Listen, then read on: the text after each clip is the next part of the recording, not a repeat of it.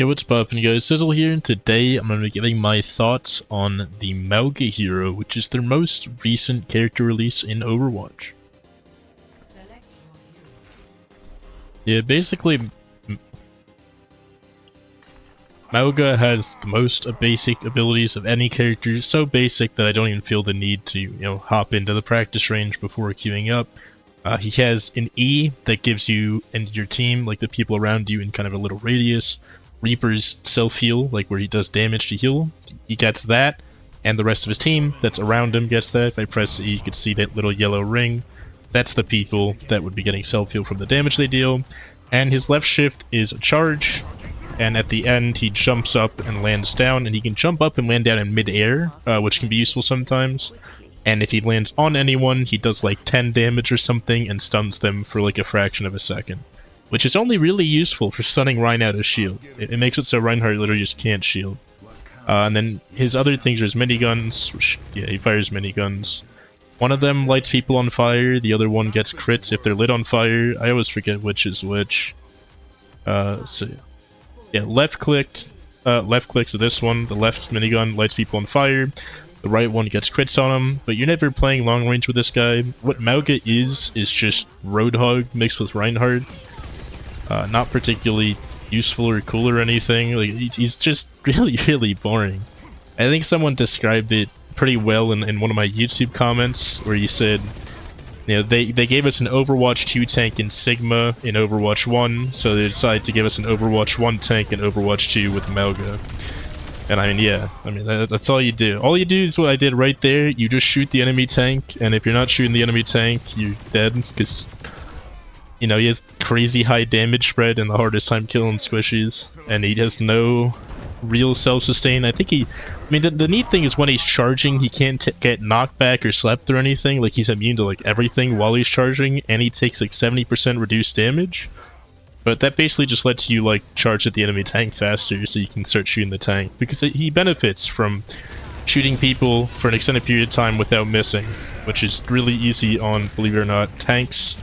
He has all the same problems of Roadhog, where he has no real defense against anti-nade, and whenever he doesn't have pin up, which is very easy to kind of see, then he also has, no counterplay against sleep.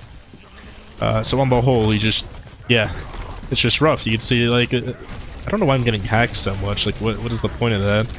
I don't have any abilities to even really hack in the first place. There's a Sombra up there, right? Yeah, Sombra's one shot. She just TP'd off the map, okay. But yeah, I mean, they just basically made a less involved Hog. They made a mix, actually a better taste is a mix of Hog, Orisa, and Reinhardt. They're just really boring. I mean, all you do in this character is hold down your mouse buttons and look at people. You have no form of self-defense, no way to outplay enemies, no way to do anything cool. All you do is shoot the enemy tanks. Yeah, this guy's gonna ult on me. I don't really know what that's gonna do for him, but good on him, I guess. I guess with Nano you can actually kill Squishy somewhat. And also by not shooting both at the same time, your accuracy goes up. He used to be somewhat interesting in the fact that because he could get crits without headshots, he used to be the only tank in all of Overwatch that could really counter Orisa. People say Zarya counters Orisa, but honest to god, 90% of the time she doesn't. Orisa just survives so much that even if you get rid of half her immortality in the form of getting rid of her spin, which Zarya can do because her beam goes through it, it's still not enough.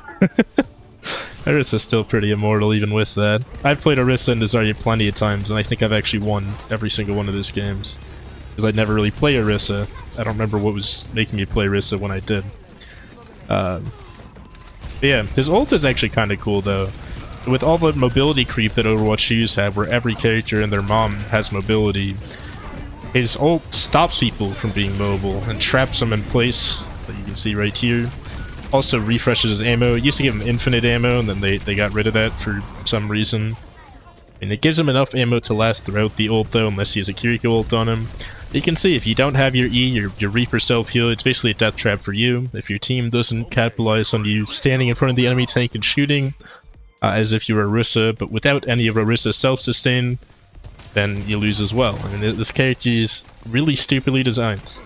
Like they basically at the point that they were designing Mauga, as far as I know, right? They had mentioned from season 1 in Overwatch 2, they knew that Roadhog was a problem, right? That his design was a problem, that the character simply had a lot of flaws that they needed to fix. And then they designed a guy that has all the same flaws and added him a year later.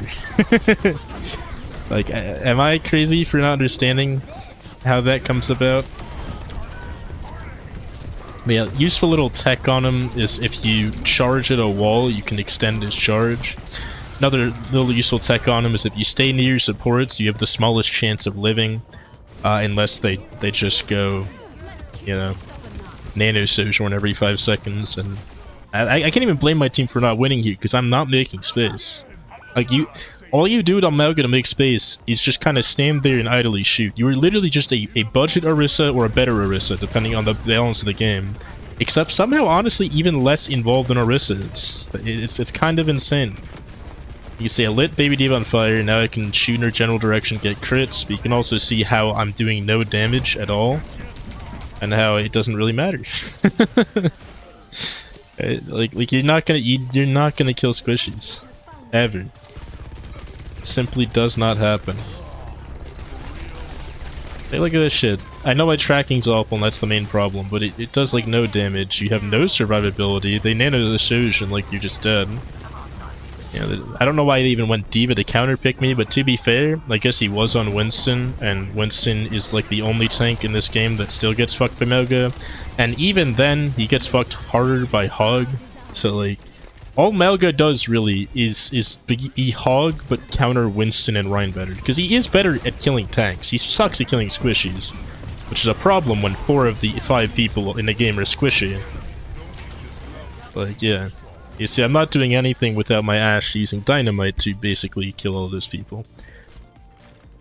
I'm literally just a big wall standing there to take every single cooldown with no real way to defend myself. You just have your fucking charge to defend yourself. And that's just stupid as hell. I guess you can do longer range damage against the enemy tank by lighting them on fire with left click and then shooting with right click. But nobody does that. Alright, I've seen all the Maugas, they don't do that. You can see them charging in place to do damage reduction. And because I only have Lucio healing me, I'm gonna die. Like, if they walked forward there, I'm dead. The enemy team didn't do that because it's quick play, and I guess they didn't think to do that, but... In normal competitive, people just walk on you, they calm a walk on you. It is kinda cool how you can give everybody the Reaper ability. I think that's a neat little support util. But even then, I mean... you can see I have 3 seconds on my E, so we have to use beat to keep me up. Otherwise, it's not gonna happen. I don't know what... Oh. Oh, they actually added the achievements in for the characters. That's cool. I caught that on film. I don't think they had that like 3 days ago. But now they finally added in the achievements for the DLC characters. Because all of them have had them for the longest time, and it would show in the chat that you were getting them. But then you wouldn't actually get them. You can see they're going Bastion, because they can shoot the bigger target easier. Their Ana had no reason to swap, so she's not going to, because she could just anti and sleep me every 5 seconds. Because I'm such a big target, it's very easy to shoot and damage me for stupid amounts of damage and kill me extremely fast. Like, we're gonna win this game because my DPS were better, and because their tank was particularly stupid. But unless you have that, like, you know, he's just a brain dead character. There's genuinely nothing to say. Brain dead character, awful design. Like I said, he has all the problems of Roadhog with no benefits, really. He's just a better, like, he gets the thing that Orisa has of just shooting tanks. He gets the awful parts of Roadhog, which is not having answers to block any cooldowns in any way. He can't block anything. If someone pops window, he dies. If someone goes Bastion, he dies. If someone's pocketed with Mercy Soj, he's dead, and he's giving them charge. And he has very little mobility. He has, like, no mobility.